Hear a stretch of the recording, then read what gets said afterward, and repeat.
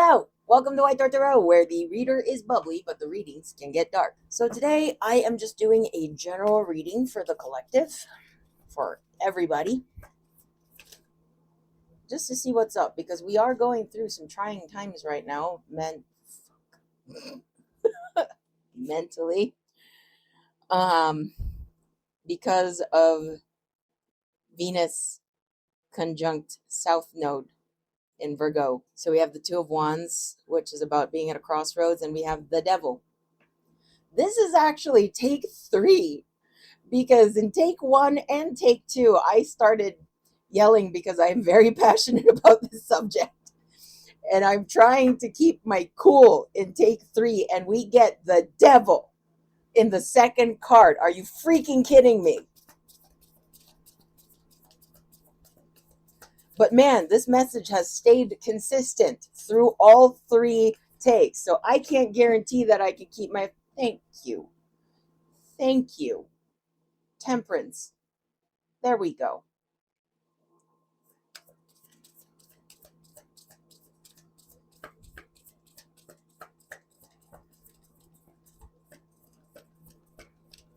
So to explain, while I'm shuffling, just so that you're not just listening to awkward shuffling noises, it sounds like you're trying to wash a cooter.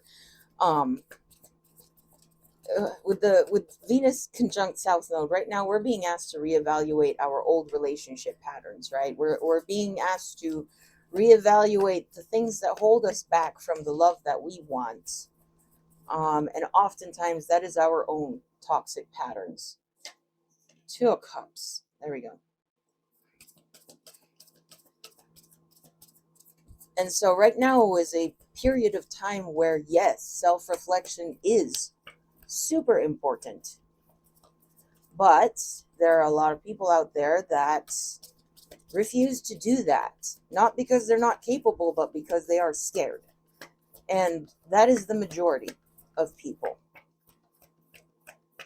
But I believe on this channel I have yelled at the camera at some point about why are your feelings so scary to you? Justice. You're back from take 1.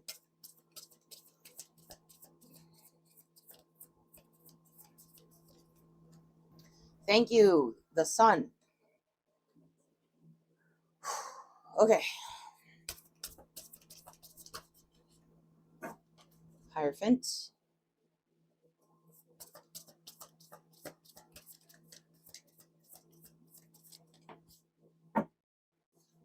And the 8 of Wands, Epiphanies.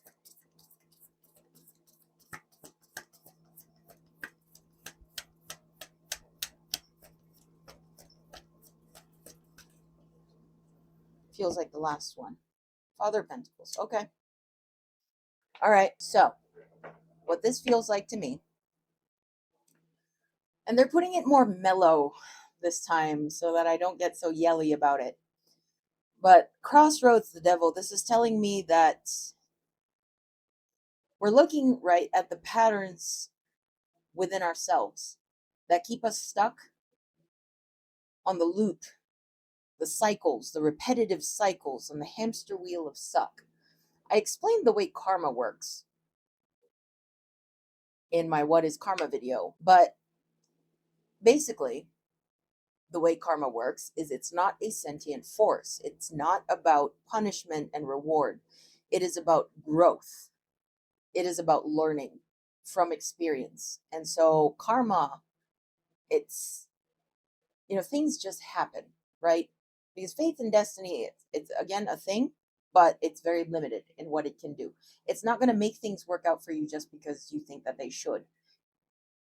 All it does is it brings you opportunities for you to choose how you respond to them, for you to choose if you're going to rise to meet these opportunities. And when we repeat these cycles, sooner or later, we start to realize that there is something repetitive about it, and we start to identify the common denominator, which is ourselves. So when we're evaluating our old relationship patterns, we have to think about how our relationships went in the past, what it is that we want in the future, and whether or not we are someone that can rise to meet that opportunity when it falls in our lap. Because we can sit there and preach all we want. Like, oh, I want a man that fills my gas tank. I want a woman that cooks me dinner every day. I want this, I want that.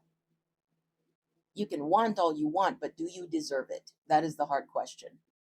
Because 95% of our actions actually come from the subconscious. 95% of our brain activity happens on a subconscious level. So that means that what is deep down in the subconscious always comes out to the surface. So no matter how hard we try to preach about what we deserve, if we don't at the core believe that we deserve that, we can't hold it. We cannot make it last. Because whether you know why you're doing it or whether you know that you're doing it or not, you're going to self-sabotage. Because people only accept the kind of love that they think they deserve, whether they know that they're doing that or not. You could actually be a really good person. You could actually do all the right things. But deep down, if you don't have a sense of self-worth, if you're still operating from a place of guilt or shame, you're not going to be able to hold that kind of love when it arrives. Because that guilt and shame is going to leak out into your actions or even your choices. Because the fact of the matter is that when deep down you don't feel like you deserve someone good, when someone good does arrive and genuinely wants to love you, genuinely cares about you, you're going to push them away. And I've said it before about manifestation. You can't fake your frequency. So even when you do all the right things, if it's not coming from the right place, what you're going to manifest is what you think you deserve. And not because that's all that's going to present itself to you, but because even when the right thing presents itself to you, you're not going to be able to accept it. In contrast, when the wrong thing presents itself to you, you're going to keep it. And you're going to get stuck in another toxic loop. Because deep down, if you think that toxicity is what you deserve, that's what you're going to hold on to. That's what you're going to keep. Because that's what feels comfortable. That's what matches your inner frequency. And so, that's what's going to keep happening in your life until you do the inner work. Inner work, I always recommend meditation. I always recommend therapy, because therapy is really just the process of saying stuff out loud and having someone in a room with you questioning everything you say. Where did you think that came from? Why do you think you do that? Have you thought about it this way? That's why I always recommend therapy if you can't do this for yourself. And a lot of people, quite frankly, lack the discipline to do so. They get too soft on themselves because ego, fragile. Yeah, I told my friend once that I know my advice, my readings are harsh, but I'm even harsher on myself. I don't preach what I don't practice. I don't believe in being hard on other people and soft on yourself. That's a coward. I don't believe in that. And she said, maybe you just need someone to be nice to you then, instead of calling you out on your crap. Because I was saying that I appreciate it when the people in my life call me out on my crap, because that means to me that they care about me. Not in an abusive way. Just, for example, the woo-woo people on TikTok or the tarot readers here that just give you false hope, feed your ego, tell you, oh yeah, they'll be back. Oh yeah, they're heartbroken without you. Oh, you're amazing. You didn't do anything wrong. The ones that are afraid to say, you done fucked up, Ron. Those people are only placating you. They're only patronizing you. They're only catering to your ego because that's what gets them clicks. That's what gets them views. That's what gets them likes. That's what gets them their bread and butter. They make money off of this. They're exploiting you. They're exploiting you in your vulnerability, and you're turning to them because you're heartbroken. You're lost. You're looking for guidance. You're looking for comfort. And so you go to them. Yeah, they're exploiting you. And they do that because they don't care about you. And they don't care about the long-term trajectory of your life or how you turn out. But if you encounter a reader that is blunt, that makes you think, that makes you look at yourself and actually improve yourself on a deeper level, that's the kind of advice that will help you in the long run. It's short-term discomfort for long-term gain. So that's my thinking. The people around me, I don't need people that are going to feed my ego. I need people that will call me out when they need to call me out, which rarely ever happens because I always call myself out first. So I told her, no, I don't need that kind of fluff. I don't need that soft shit because I'm here for business. And that's exactly what I mean. Most people don't have that discipline. They go soft on themselves. the thing that keeps you bound, that toxicity inside you, if you're trying to beat that, you have to be bigger and badder. Healing isn't love and light. Healing is diving deep down into the darkest caves of your mind and turning the flashlight on in there. That is what this is. That is what Venus conjunct South Node is. That's what's in the air right now. That pressure that you feel where you're just suddenly dissatisfied with certain things in your life and it drives you nuts that you don't have what you want. It's pushing you toward growth. It's pushing you to look at yourself and figure out why there is a gap between what you want and what you have, between what you want and what you pursue. Because again, 95% of our actions come from the subconscious. So what's in your subconscious? Do you genuinely believe that you are someone that deserves what you want? If you don't, why? Did someone else make you feel that way and you're still carrying that? You internalized it? Or is it because you have a guilty conscience about something that you did a long time ago? Temperance, the card of healing, the Hierophant, deeper wisdom, higher knowledge. The cards point to it too, that this process isn't pretty. In this process, you are fighting your demons. But we can't choose whether or not we suffer, but we can choose what we suffer for. So are you going to suffer and continue to suffer in this constant loop of toxicity and just feeding your ego, self-soothing, masking, deflecting, avoiding, numbing, and you have to keep sticking a band-aid on a flesh wound until the day you die because you're afraid to face yourself, because you're afraid to turn inward? Or are you going to sit through the suck now, get it over with, and attain long-term happiness? That is what this is. Two of Cups, relationships, yeah, makes sense, because that's exactly what's in the air right now. We're looking at old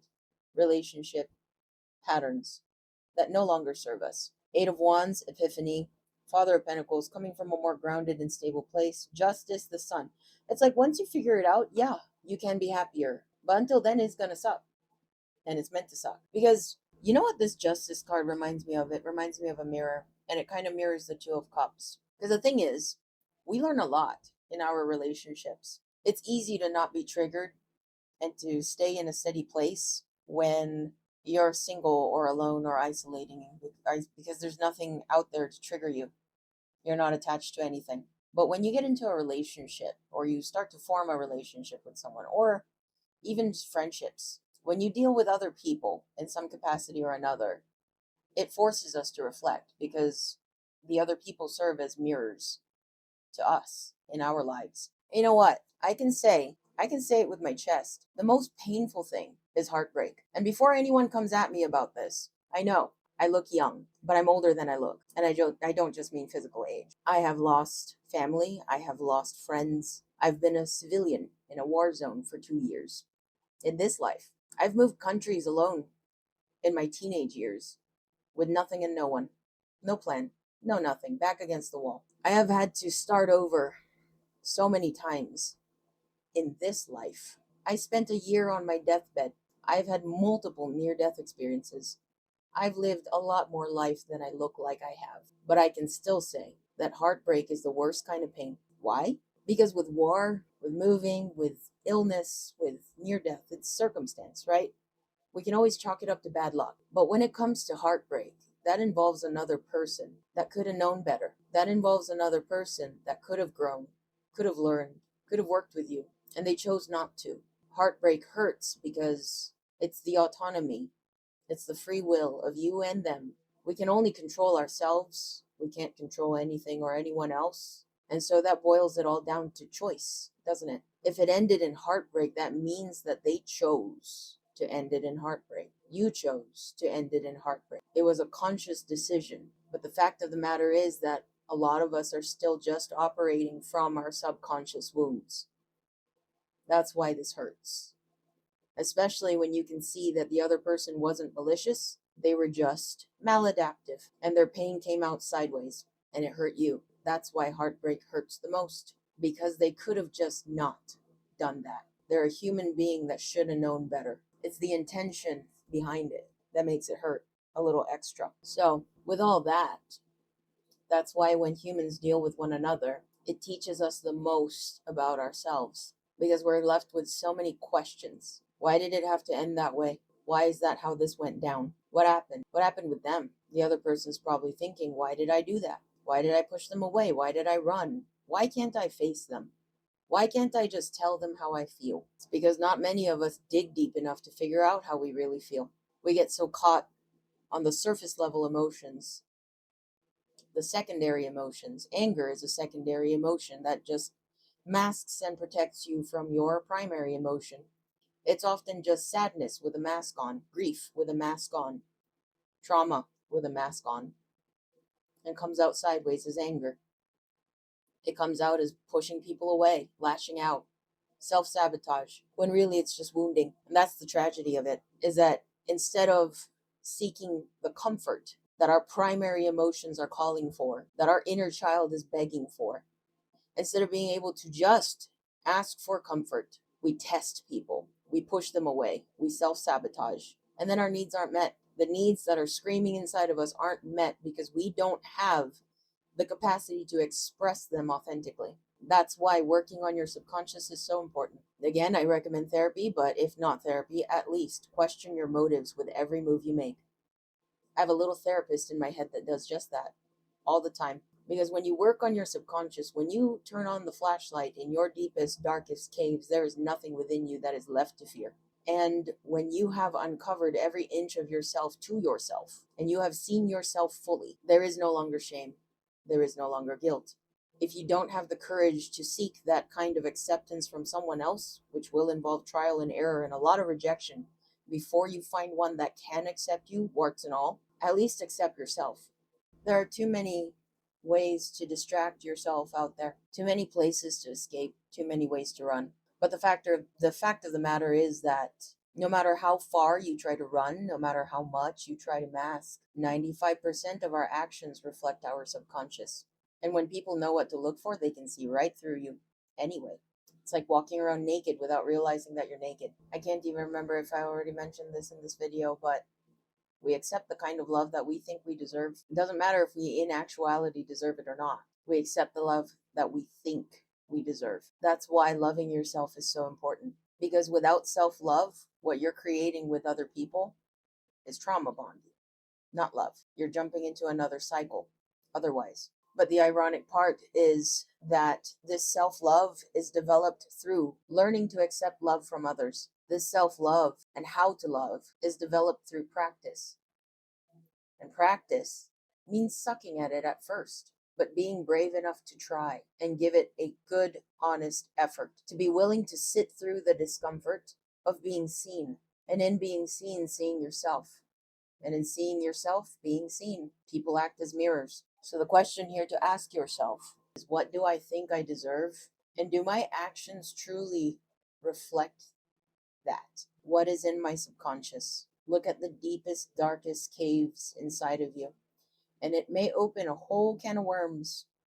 It's scary stuff. It's painful stuff. It's easy to fall into a pit of despair and self loathing when you start to do the work. But again, this is short term discomfort for long term gain. This is how you get off the hamster wheel of suck. This is how you stop repeating your cycles. You learn.